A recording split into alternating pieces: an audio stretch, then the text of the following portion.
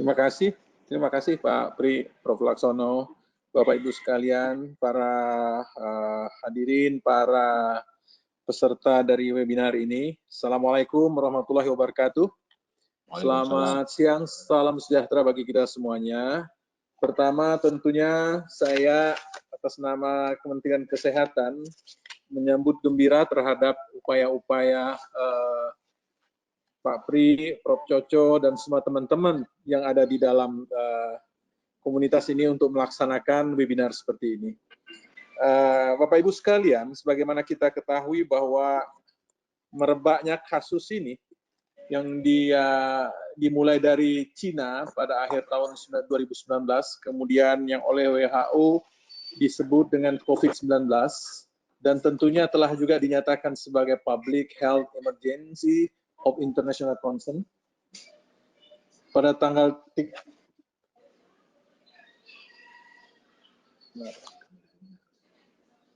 ini udah jalan kan? Udah jalan, maaf Bapak Ibu sekalian. Sudah, Pak. Jelas, Pak. Kamu ribut.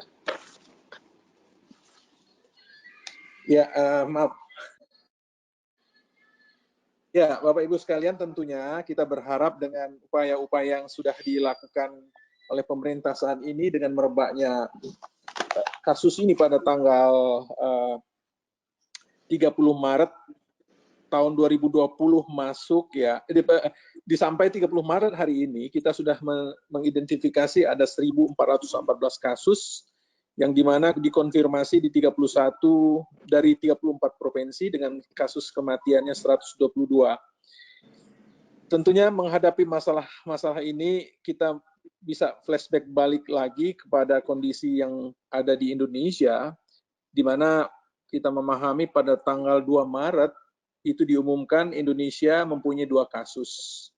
Langkah-langkah ini terus kita bergerak. Pada tanggal 3 Maret, kemudian pemerintah dengan cepat menunjuk seorang juru bicara pemerintah, Pak Ahmad Yuryanto, yang didedikasikan untuk melakukan upaya-upaya komunikasi dengan masyarakat. Nah, pada tanggal 14 Maret, kita melihat pada tahun 2020, kita juga mendeklarasikan COVID-19 ini sebagai bencana nasional. Dan bencana nasional yang dikategorikan sebagai bencana nasional non-alam, kemudian membentuk gugus tugas yang dimana dipimpin oleh Kepala BNPB. Gugus tugas ini tentunya dalam rangka kita mempercepat koordinasi antara kementerian penanganan dari COVID-19 ini, bukan hanya di kementerian dan lembaga, juga antara pemerintah pusat dan pemerintah daerah. Makanya gugus tugas ini mempunyai struktur organisasi, di daerah juga ada. Gugus tugas di daerah dikomandani atau dikepalai oleh seorang gubernur. Kemudian di mana di level provinsi ini terjadi. Nah, semuanya ini bergerak bersama-sama dalam satu irama dalam bentuk gugus tugas. Artinya upaya-upaya koordinatif yang betul-betul menyatu sampai hari ini terus kita lakukan. Nah, kemudian pada tanggal 15 Maret, Bapak Ibu sekalian, pemerintah juga mengambil kebijakan di mana meminta masyarakat untuk melakukan apa yang dinamakan social distancing. Hingga saat ini diteruskan menjadi physical distancing. Nah, upaya-upaya inilah dalam rangka kita memberikan proteksi, melakukan upaya-upaya pencegahan terhadap transmisi penyakit ini. Tentunya sekali lagi kita melihat bahwa upaya-upaya ini tidaklah bisa dilakukan oleh pemerintah secara sendiri-sendiri. Makanya kalau kita melihat upaya-upaya yang sudah dilakukan pemerintah dalam rangka merespon terhadap respon teknis yang kita lakukan, pemerintah sudah menunjuk 49 laboratorium rujukan di seluruh Indonesia untuk diagnosis COVID-19 ini. Di mana 48-nya itu adalah lab jejaring, di mana satu adalah menjadi lab konfirmasi berada di laboratorium Badan Litbangkes. Yang mana dalam seminggu ini terakhir ini pemerintah juga telah melakukan pemeriksaan besar-besaran terhadap COVID-19 ini melalui rapid test yang diupayakan dalam rangka untuk melakukan screening awal dalam rangka sehingga terutama untuk daerah-daerah yang terkonsentrasi sebagai sebuah pemeriksaan awal. Tujuannya tidak lain adalah segera menemukan kasus ini secara cepat dan tentunya nanti akan dikonfirmasi melalui lab-lab jajaring yang sudah ada. Displaynya biasanya kan multi display ya, ada beberapa. Kemudian Bapak Ibu sekalian, selain itu pemerintah juga sudah menunjuk 132 rumah sakit rujukan yang ditunjuk oleh pemerintah pusat, di mana pemerintah daerah juga sebetulnya sudah kita berikan kewenangan untuk melakukan ataupun menguatkan sistem pelayanan kesehatan di daerah. Di mana selain 132 rumah sakit rujukan tadi, Dirjen Yankes dalam hal ini juga sudah mengeluarkan edaran di mana semua rumah sakit yang berada di bawah rumah sakit pemerintah daerah yang mampu itu juga akan ditunjuk sebagai rumah sakit yang mampu dalam jejaring rumah sakit rujukan tadi. Begitu juga rumah sakit yang berada di bawah BUMN swasta juga diperkenankan untuk melaksanakan perawatan sebagai jejaring daripada rumah sakit rujukan yang sudah ditentukan oleh pemerintah di 132 tadi.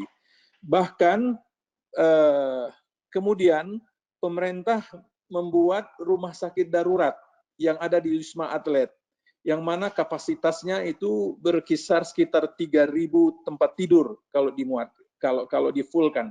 Tapi sekarang dengan kapasitas yang ada itu kita sudah merawat sekitar sampai saat ini sekitar 413 pasien.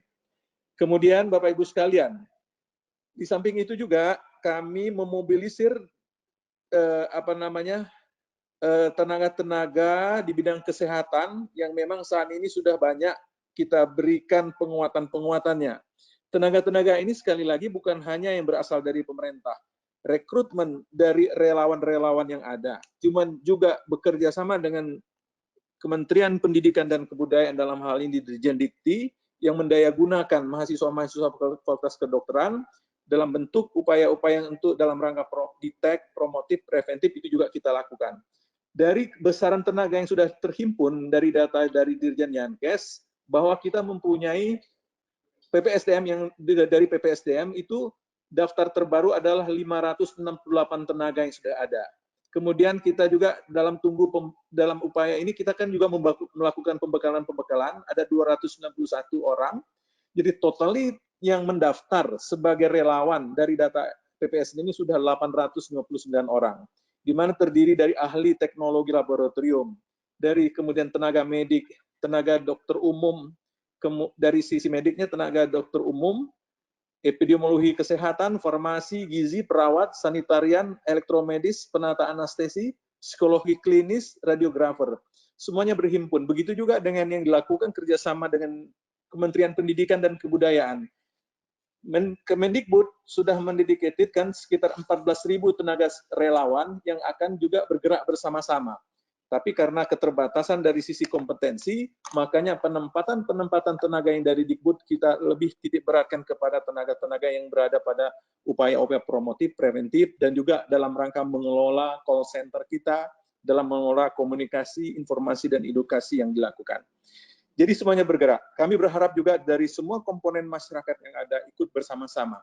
Dalam rangka ini memang koordinasi dengan gugus tugas di lingkungan Kemenkes terkait dengan mobilisasi relawan ini ada di Badan PPSDM.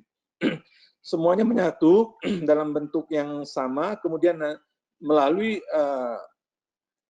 koordinasi di bawah kendali gugus tugas, semuanya kita berdayakan kepada fasilitas-fasilitas pelayanan kesehatan yang ada. Itu dari sisi SDM. Kemudian dari sisi rumah sakit juga sudah tadi, dari sisi laboratorium juga sudah kami sampaikan. Juga tidak kalah pentingnya, dalam waktu dekat, Dirjen Yankes dalam ini sedang menginisiasi untuk memberdayakan puskesmas. Puskesmas sebagai ujung tombak dalam konteks detect dan prevent, itu dilakukan upaya-upaya penguatan bagi tenaga-tenaganya. Dan insya Allah dalam 1-2 hari ini sudah kita akan melakukan pelatihan-pelatihan untuk tenaga puskesmas agar dapat menjangkau kepada persoalan-persoalan yang berkenaan dengan bagaimana konsep yang harus dijalankan oleh masyarakat terhadap self isolation di rumah. Nah, upaya-upaya ini tentunya peran puskesmas akan sangat besar sekali dalam upaya kita mendekatkan pelayanan kepada masyarakat yang berada di rumah masing-masing, di keluarga masing-masing. Kemudian Bapak Ibu sekalian, tidak kalah pentingnya dalam sentuhan teknologi informasi dalam bentuk upaya-upaya menjalin kerjasama dengan startup yang ada, termasuk yang sudah kita kenal seperti Gojek, Grab ya, yang mereka juga mempunyai dalam konteks kerjasama dengan startup kesehatan, dan seluruh startup kesehatan yang ada juga sudah kita kerjasamakan dengan Kementerian Kesehatan dalam bentuk MOU. Semuanya sekali lagi dalam upaya kita mendorong agar masyarakat dapat terlayani dan dapat mendapatkan akses pelayanan kesehatan, informasi yang cepat, tepat, agar semuanya ini dapat berjalan dengan baik. Untuk itu, Bapak Ibu sekalian, sekali lagi kami berharap kepada seluruh komponen, termasuk yang hari ini Bapak Ibu hadir di dalam webinar ini, kiranya mari bersama-sama kita dapat menyatukan langkah dalam rangka upaya bekerja bersama-sama untuk mengendalikan ini. Kalaupun memang intervensi betul kita lakukan dan masyarakat patuh dengan apa himbauan dari pemerintah untuk melakukan upaya-upaya yang dinamakan physical distancing, social distancing, maupun self-isolation, itu dipatuhi, insya Allah mungkin intervensi kita tidak akan begitu berat dalam upaya menurunkan angka ini. Tetapi sekali lagi, untuk itulah peran dari semua pihak, peran dari semua sektor, dari semua unsur amat sangat menentukan dan amat sangat dibutuhkan. Sekali lagi kami mengucapkan terima kasih kepada Pak Pri, Pak Laksono, dan teman-teman sekalian yang ada dalam webinar ini, dan juga para narasumber. Kami tentunya berharap masukan-masukan, input-input yang dapat diberikan kepada pemerintah akan kami tunggu untuk menjadi bagian action kami di lapangan. Sekali lagi terima kasih dan selamat dengan mengucapkan Bismillahirrahmanirrahim. Mari kita ikuti bersama webinar yang amat sangat bermanfaat ini. Terima kasih. Assalamualaikum warahmatullahi wabarakatuh. Selamat siang dan salam sejahtera bagi kita semuanya.